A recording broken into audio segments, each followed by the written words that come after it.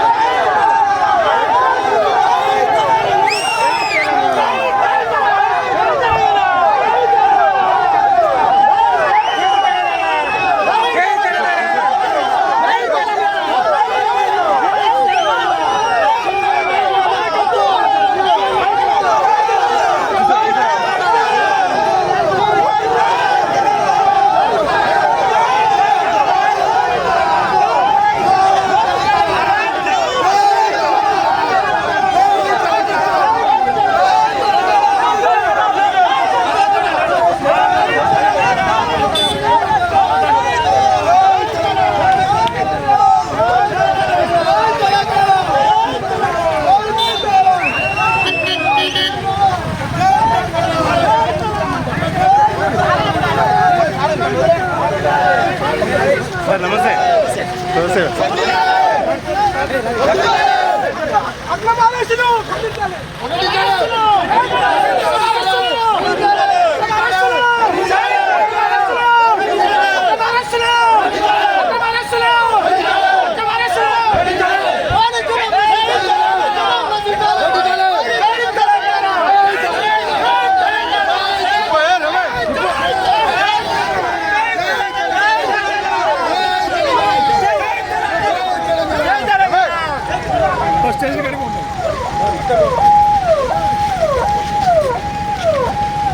కార్యకర్తలు కూడా రాత్రింబాలు కష్టపడ్డారండి.